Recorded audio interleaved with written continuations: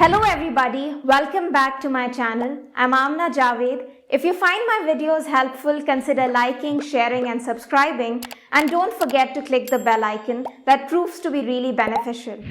This is the 8th episode of YS8 series, and today we will learn about intermolecular forces of attraction which exist between different molecules. There are 4 types of intermolecular forces which arise as a result of differences in the type of intramolecular bondings between different elements. We have van der Waals London dispersion forces, that is instantaneous dipole-dipole interactions, van der Waals dipole-dipole interactions, ionic forces, and hydrogen bonding. The accumulation of electrons in a particular region due to the displacement of electrons causes a non-polar molecule to become polar for a moment. Therefore, we witness the formation of instantaneous, that is momentary dipoles, that is the formation of regions of partial positive and partial negative charges.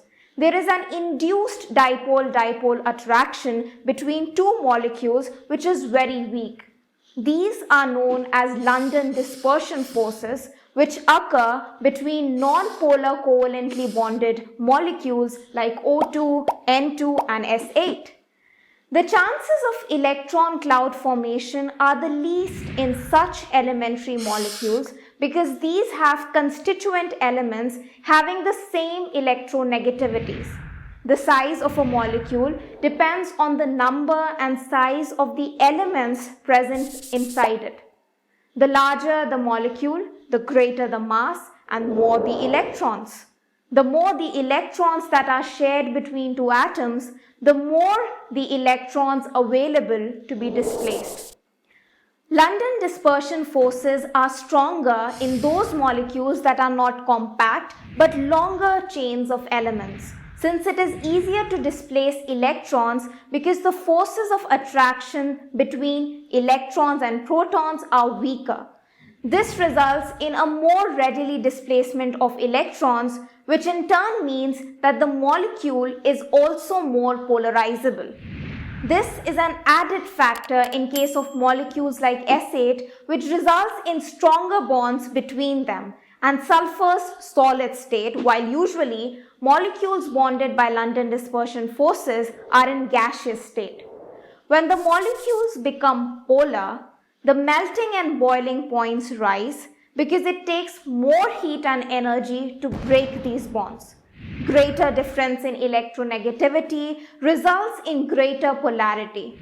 On the basis of this concept, we move on to the dipole-dipole forces which occur in polar covalent bonds consisting of different types of constituent elements. For example, in HCl, due to its higher electronegativity, chlorine pulls more electrons towards itself and becomes partially negatively charged. On the other hand, hydrogen becomes partially positively charged. So there is a formation of dipoles. The partially positive side of one HCl molecule attracts the partially negative side of another HCl molecule and so on. The same situation occurs between ionically bonded molecules, albeit there is the formation of permanent dipoles due to the interaction between electropositive metals and electronegative nonmetals.